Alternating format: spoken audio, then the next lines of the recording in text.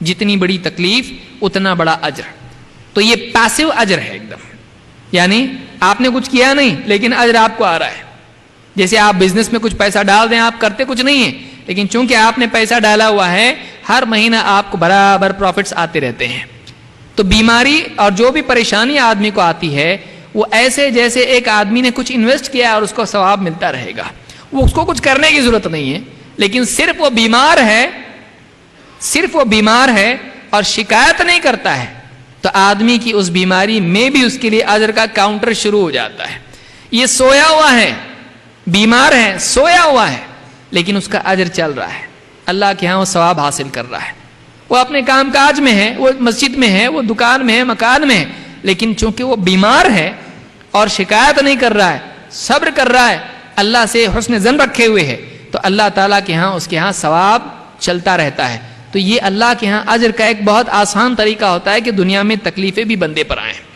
اگر آدمی کے ذہن میں یہ بات آ جائے کہ میں بستر پر پڑا ہوں، میں کچھ نہیں کر سکتا لیکن میری اس بیماری میں میرا ثواب چل رہا ہے، میں کچھ نہیں کر رہا ہوں، نہ میں حج کو جا رہا ہوں، نہ میں مسجد کی طرف جا رہا ہوں، میں بستر پہ پڑا ہوں لیکن میں اللہ سے راضی ہوں، میں اللہ کی شکایت نہیں کر رہا ہوں، تو اس انسان کا اجر جاری رہتا ہے. اور یہ تصور کہ میرا اجر ہر سیکنڈ جاری ہے یہ آدمی کے لیے خوشی کا ذریعہ بنتا ہے. اگر کسی آدمی کو بیمار ہے، چھٹی پہ ہے، لیو پہ ہے اور اس کو یہ معلوم پڑ جائے ہر منٹ $2 میرے اکاؤنٹ میں آ رہے ہیں، کتنی بڑی لیو لے گا وہ. آدمی سوچے گا جب ویسے ہی مل رہا ہے تو آرام سے پڑے رہو، کیا مسئلہ ہے، لیکن بخار ہے نا، آ رہے رہنے دو، پیسہ تو آ رہا نا اپنا، کہیں جا رہا نہیں پیسہ. اگر اجر آدمی کو واقعی اس کی نگاہ میں اجر کی قیمت ہے تو آدمی کو محسوس ہوگا کہ اللہ کے ہاں بیماری پر اجر کتنی بڑی نعمت ہے.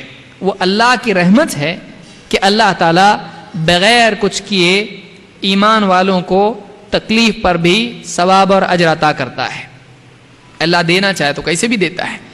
ایک حدیث سے یہ معلوم ہوتا ہے کہ کئی قسم کی تکلیفیں ہوتی ہیں.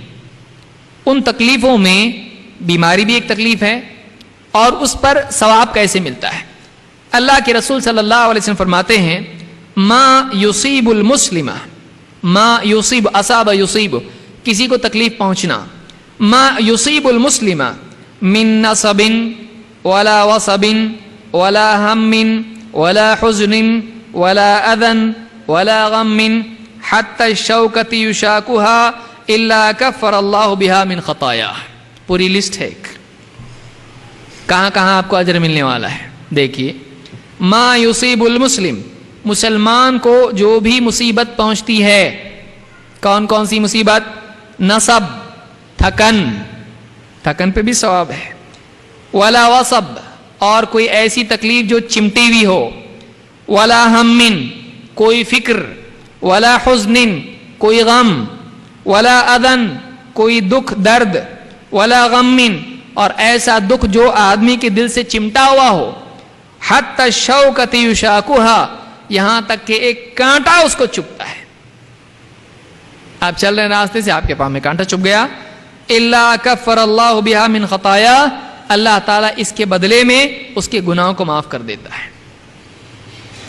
بیٹھے بیٹھے آدمی کو فکر ہو گئی کہ کل کے لیے کیا، گھر میں کھانے کے لیے کچھ نہیں ہے، اس پر بھی اس کے گناہ معاف ہوتے ہیں.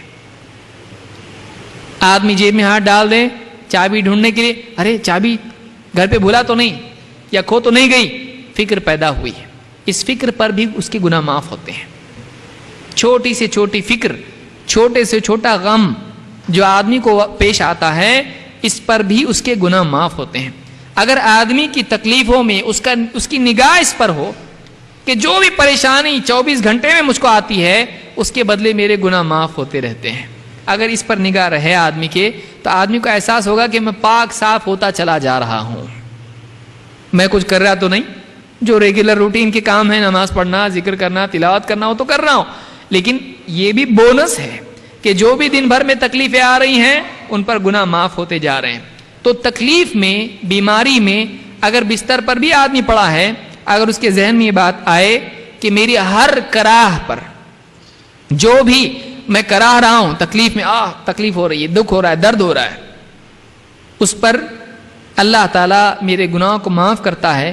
اگر یہ ذہن میں آدمی کے آئے تو آدمی کو تکلیف میں دھاڑس اور آدمی کو راحت ملتی ہے. تو یہ بخاری اور مسلم میں حدیث موجود ہے، اور اس سے معلوم ہوتا ہے کہ مصیبت میں، اجر پر، بیماری میں، تکلیف کے اجر پر اگر آدمی نگاہ رکھے تکلیف ہلکی ہو جاتی ہے.